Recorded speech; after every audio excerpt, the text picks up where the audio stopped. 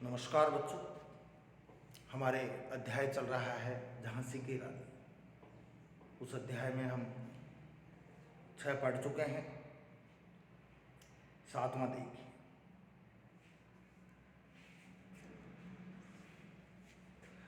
अनुनय विनय नहीं सुनता है विकट फिरंगी की माया। व्यापारी बन दया चाहता था जब यह भारत आया।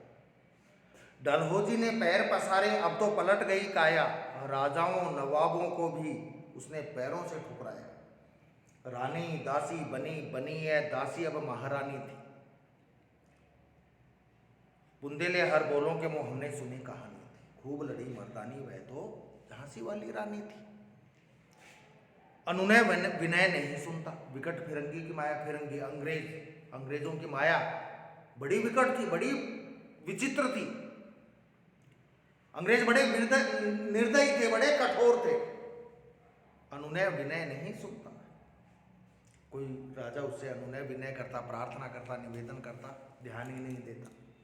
किसी की अनुनय विनय नहीं सुनता था। विकट फिरंगी की माया। फिरंगियों की माया तो बड़ी विकट है, बड़ी विचित्र है। अंग्रेजों की माया किसी की प्रार्थना निवेदन को नहीं सुनते। वरना लक्ष्मीबाई की तरफ उनको ध्यान देना चाहिए था कि कितने दुख में हैं, और उस दुख के समय, उन परिस्थितियों में क्या उनको झांसी के किले पर अधिकार करना चाहिए था, अपना झंडा फहराना चाहिए था? नहीं। अंग्रेजों की क्या स्थिति थी जब ये भारत आए थे? व्यापारी बन दया चाहता था जब यह भारत आया। जब अंग्रेज भारत आए थे तब व्यापारी बनकर ये दया चाहते थे भारत के लोगों की, राजा महाराजाओं की, नवाबों की। दया चाहते थे कि साहब ये दया करके व्यापार करने की अनुमति दे दें। ध्यान रखना बच्चों, जब अंग्रेज भारत आए थे तो केवल एक व्यापारी बनकर आए थे कि वहाँ से इंग्लैंड से कुछ सामान लेकर लाकर यहाँ बेचेंगे और यहाँ से कुछ सामान ले जाकर इंग्लैंड में बेचेंगे, केवल व्यापार करने के उद्देश्य से। लेकिन हमारी आपसी फूट ले बैठी हमको तो। व्यापारी बन दया चाहता था जब यह भारत आया। डलहौजी ने पैर पसारे, और जो साहब डलहौजी आया उसने तो अंग्रेजी साम्राज्य के पैर पसार दिए। अब तो पलट गई काया, अब तो अंग्रेजों का स्वरूप ही बदल गया, स्थिति बदल गई। डलहौजी ने अधिकार किया था, पलट गई, बदल गई काया, स्वरूप। अब तो पूरा स्वरूप ही बदल गया। जो कल तक व्यापारी बनकर दया की भीख चाहते थे, आज वो भारत के शासक बन गए थे अंग्रेज। राजाओं नवाबों को भी उसने पैरों ठुकराया। राजा महाराजाओं को, जो हिंदू होते थे राजा महाराजा होते थे, और जो मुसलमान होते थे शासक वो नवाब कहलाते थे। यानी राजाओं और नवाबों को, चाहे हिंदू शासक हो चाहे मुसलमान शासक हो, उसने अपने पैरों से ठुकराया। यानी उनको, नवाबों को और राजाओं को भी ठुकरा दिया। मतलब वो किसी की नहीं सुनते थे, सबका शोषण कर रहे थे, दोहन कर रहे थे। रानी दासी बनी। अरे लक्ष्मीबाई जो रानी थी, आज वो दासी की तरह जीवन जी रही थी। लेकिन कुछ समय दासी की तरह जीवन जिया, बनी है दासी अब महारानी थी, और अब आज ये दासी वापस महारानी बन गई। पहले विवाह होने पर उनको रानी लक्ष्मीबाई कहा जाता था, और विधवा होने के बाद जब वो अपने संतुलन में आई और उन्होंने झांसी की बागडोर अपने हाथ में ली, तो अब वह रानी दासी बनी। अंग्रेजों की दासी हो गई थी, गुलाम। बनी है दासी अब महारानी थी, और अब वह महारानी बन गई, झांसी की सत्ता संभाल ली। यानी महारानी कहलाने लगी, महारानी लक्ष्मीबाई। बुंदेले हर बोलों के मुंह हमने सुनी कहानी थी।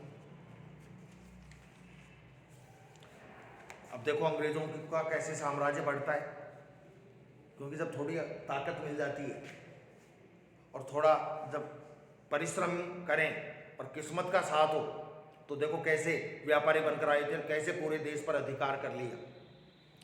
छीनी राजधानी दिल्ली, दिल्ली जो राजधानी थी वो भी अंग्रेजों ने छीन ली। छीनी राजधानी दिल्ली की, दिल्ली जो राजधानी थी वो अंग्रेजों ने अपनी छल कपट के द्वारा, अपनी छल कपट की नीति के द्वारा उस पर अपना अधिकार कर लिया। तो दिल्ली भारतीयों की थी, लेकिन अब अंग्रेजों की हो गई। छीनी राजधानी दिल्ली की।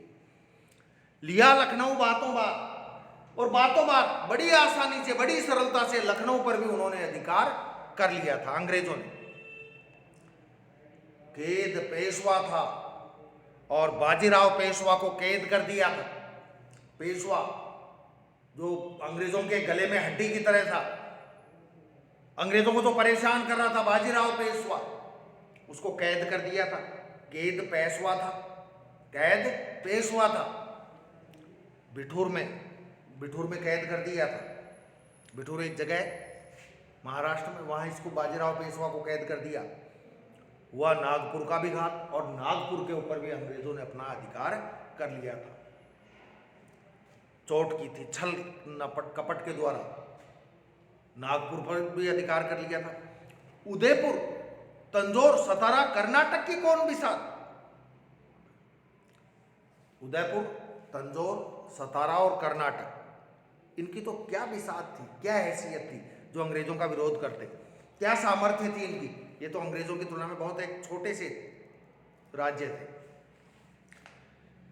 जबकि सिंध, पंजाब, ब्रह्म पर भी हुआ था वज्र निपात। बड़े ताकतवर राज्य थे ये, पंजाब, ब्रह्म और सिंध। इन तीनों के ऊपर, तीनों किसी के द्वारा जीते नहीं जा सकते थे, लेकिन अंग्रेजों ने अपनी छल कपट की नीति का सहारा लेकर इन तीनों पर अधिकार कर लिया। इनके ऊपर भी वज्र निपात हुआ, यानी भारी कष्ट आया। किसी को कोई सोच ही नहीं सकता था कि इन तीनों, पंजाब, ब्रह्म और सिंध पर अंग्रेज अपना अधिकार कर सकते हैं। बंगाल, मद्रास आदि की भी यही कहानी थी, बंगाल और मद्रास की भी यही कहानी थी। ये भी बड़े राज्य थे, लेकिन अंग्रेजों ने इनको भी अपने अधिकार में कर लिया। बुंदेले हर बोलों के मुंह, हमने सुनी कहानी थी। देखिए, रानी रोई रनिवासों में, बेगम गम से थी बेजार। जो रानियां थी वो तो रनिवासों में रोती थी, दुखी थी। रनिवास वह स्थान जहाँ रानियां रहती हैं, हिंदू होती हैं। हिंदू राजा की पत्नी रानी कहलाती है, मुसलमान राजा की पत्नी बेगम कहलाती थी। हिंदू राजा की पत्नी रानी और मुसलमान राजा की पत्नी, मतलब बादशाह की पत्नी, नवाब की पत्नी बेगम कहलाती थी। मतलब रानी और बेगम दोनों। रानी रोई रनिवासों में, महलों में, रनिवास जहाँ रानियाँ वास करती हैं, महलों में रानियाँ रोती थी दुखी होकर। बेगम गम से थी बेजार, और जो बेगम थी वो भी गम से, दुखों से बेजार थी, परेशान थी अपने दुखों से। क्या दुख था रानियों का और बेगमों को? भाई उनके पतियों का राज्य तो चला ही गया था, इसके अलावा उनकी इज्जत के चिथड़े किए जा रहे थे, कीचड़ उछाला जा रहा था। कैसे? देखो, ध्यान रखना बच्चों, कोई भी अपने घर के कपड़े, कोई भी कितना भी संकट हो जाए, अपने घर की स्त्रियों को कपड़े और गहने बेचने नहीं निकलता है। और बेचने का भी एक तरीका होता है। एक तो कॉलोनी में ही आम लोगों को बुलाकर कहा जाए कि भाई ये गहने कपड़े हैं इस घर के स्त्रियों के, कौन कौन ले रहा है, पैसे दो और ले जाओ। वो गलत है। आदमी ले जाए गहने, किसी एक जगह जाकर बेच दे, पैसे ले आए, वो एक अलग बात है। तो अंग्रेज क्या करते थे? नीलाम करते थे। उनके गहने कपड़े बिकते थे कलकत्ते के बाजार। जो रानियां और जो बेगमें थी, उनके गहने और कपड़े कलकत्ता के बाजारों में बिकते थे। अंग्रेज उनसे छीन लेते थे। अब उन कपड़ों का और गहनों का क्या करें? तो कलकत्ता का बहुत बहुत बड़ा बाजार था कलकत्ता का, उस बाजार में उन कपड़ों को और गहनों को बेचा जाता था। जो अंग्रेजों के अखबार थे, जो अंग्रेजी अखबार थे, उन अखबारों में सरेआम नीलाम छापते थे अंग्रेजों के अखबार, सरेआम सबके सामने। अंग्रेजों के अखबार, जो अंग्रेजी अखबार थे, उनकी नीलामी छापते थे, नीलामी का समाचार छापते थे कि साहब ये यहाँ की फला जगह की ये चीज़ है, ये नीलाम की जा रही है, जिसको लेना हो वो पैसा देकर खरीद लो। अंग्रेजों के अखबार क्या छापते थे? नागपुर के जेवर ले लो, लखनऊ के लो नो लखार। किसी को नागपुर का जेवर चाहिए तो कलकत्ता के बाजार में उपलब्ध है, लखनऊ का 9 लखा हार चाहिए तो नागपुर कलकत्ता के बाजार में उपलब्ध है। यूँ पर्दे की इज्जत परदेसी के हाथ बिकानी थी। यूँ इस प्रकार जो पर्दे की इज्जत है, घर की इज्जत है, घर की स्त्रियों की इज्जत है, कपड़े और गहने, वो परदेशियों के हाथ बिक रही थी। मतलब घर की स्त्रियों की इज्जत से, रानियों और बेगमों के सम्मान से परदेसी खेल रहे थे। यूँ पर्दे की इज्जत, यूँ घर की इज्जत, यूँ पर्दे की इज्जत, मतलब जो पर्दे में रहती थी स्त्रियां, उनके गहने कपड़े परदेसी के हाथ बिकानी थी, परदेसी अंग्रेजों के हाथ में बेची जा रही थी। मतलब भारतीय रानी और बेगमों के आत्मसम्मान पर प्रश्न लगाया जा रहा था। बुंदेले हर बोलों के मुंह हमने सुनी कहानी थी, खूब लड़ी मर्दानी वह तो झांसी वाली रानी थी।